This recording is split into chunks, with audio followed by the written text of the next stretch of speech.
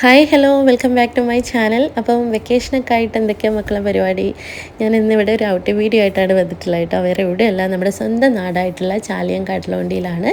കടലുവണ്ടിയിലുള്ള island ടൂറിസത്തിലാണ് വന്നിട്ടുള്ളത്. നമ്മൾ cousin sisters എല്ലാവരും കൂടെ കൂടിയിട്ട് ഒന്ന് ചില്ല് ചെയ്യാൻ വേണ്ടിയിട്ട് ഒരു 1-2 മണിക്കൂറിൻ്റെ ഒരു ടൈമിൽ നമ്മൾ ഈ കടലും പുഴയൊക്കെ ചേർന്നിട്ടുള്ള, അതുപോലെ തന്നെ കണ്ടൽക്കാടുകളുടെ ഇടയിലൂടെ നല്ല പക്ഷികളൊക്കെ കണ്ട് ആ ഒരു പുഴയുടെ ഭംഗിയൊക്കെ ആസ്വദിച്ചിട്ടുള്ള ഒരു തോണിയാത്ര, അതാണ് കേട്ടോ പ്ലാൻ ചെയ്തിട്ടുള്ളത്.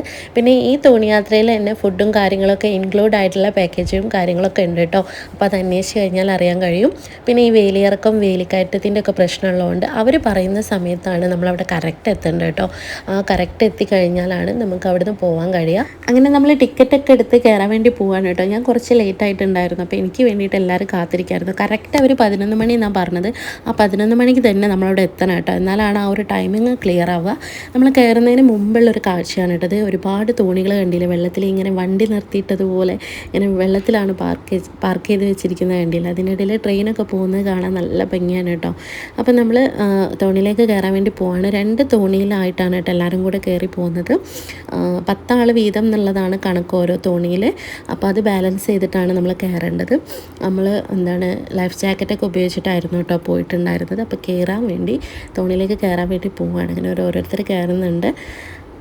അങ്ങനെ നമ്മൾ തോണിയിലൊക്കെ കയറി നല്ല സെറ്റായിട്ട് ഇരുന്നു. കംഫർട്ടായി ഇരുന്നതിന് ശേഷം തോണി വെല്ലെ നീങ്ങാൻ തുടങ്ങിയിട്ടുണ്ട് കേട്ടോ. സത്യം പറയല്ലോ, കുറച്ച് വെയിലുണ്ടായിരുന്നു. വെയിൽ രാവിലത്തെ ആ ഒരു ഉച്ചയ്ക്ക് ഇടയിലുള്ള ആ ഒരു വെയിലുണ്ടായിരുന്നല്ലോ, ആ വെയിലായിരുന്നു.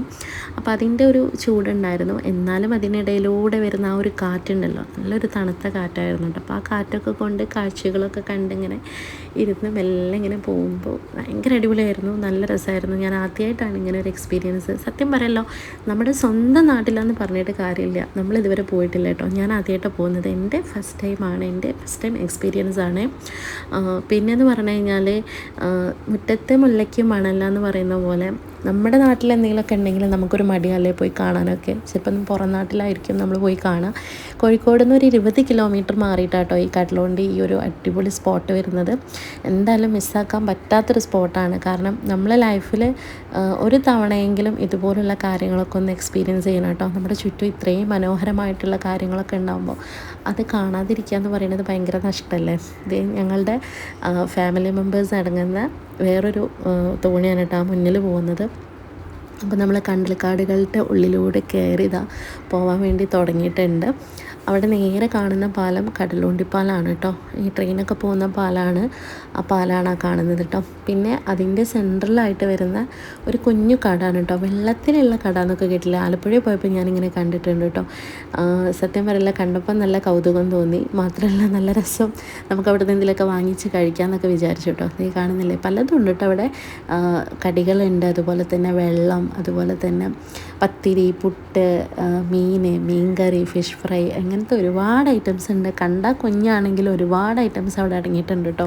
അങ്ങനെ നമ്മൾ യാത്രയുടെ പകുതിയിൽ എത്തിയിട്ടുണ്ട്. കണ്ടൽക്കാടുകൾക്കുള്ളിലൂടെയാണ് കേട്ടോ നമ്മളിങ്ങനെ യാത്ര ചെയ്തുകൊണ്ടിരിക്കുന്നത്. ഇവിടെ എത്തിയപ്പോൾ വെയിലൊക്കെ കുറഞ്ഞു. നല്ല ഫോട്ടോ സ്പോട്ട് ഉണ്ടായിരുന്നു കേട്ടോ. അതായത് ഫോട്ടോ ഒക്കെ എടുക്കാൻ പറ്റിയിട്ടുള്ള അടിപൊളി സ്ഥലങ്ങളുണ്ടായിരുന്നു. അതിനിടയ്ക്ക് ഒരു കുഞ്ഞു കട കണ്ടപ്പോൾ വീണ്ടും നമ്മളവിടെ നിർത്തി കേട്ടോ. നമ്മളല്ല, നമ്മുടെ മുമ്പിൽ പോയിട്ടുള്ള നമ്മുടെ സിസ്റ്റേഴ്സിൻ്റെ വേറെ ഒരു തോണി അവിടെ നിർത്തി കുറച്ച് വെള്ളവും കാര്യങ്ങളൊക്കെ വാങ്ങി കുടിച്ചു. അതിനുശേഷം വീണ്ടും നമ്മൾ യാത്ര തുടർന്നു. യാത്ര നേരത്തെ കയറിയ സ്പോട്ടിലേക്ക് തന്നെയാണ് കേട്ടോ തിരിക്കുന്നത്.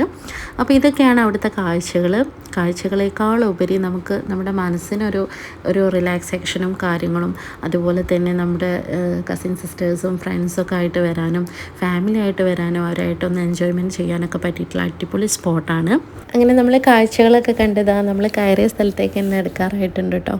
അതിനിടയിൽ നമ്മൾ സിസ്റ്റേഴ്സ് എല്ലാവരും കൂടി അങ്ങോട്ടും ഇങ്ങോട്ടും വെള്ളം കൊണ്ട് ഒഴിക്കലും സംസാരിക്കലും ഒച്ചവിളി ഉണ്ടാക്കലും അടിപൊളിയായിരുന്നു, നല്ല രസമായിരുന്നു. ഒരു 1.5 മണിക്കൂറോളം നമ്മൾ നന്നായിട്ട് എൻജോയ് ചെയ്തു കേട്ടോ. മക്കളും കുട്ടികളും എല്ലാവരും കൂടിയിട്ട് അടിപൊളിയായിട്ടുള്ളൊരു നല്ലൊരു അനുഭവമായിരുന്നു. അപ്പോൾ എല്ലാ അനുഭവങ്ങളും നമുക്ക് വേറിട്ടതാണല്ലോ.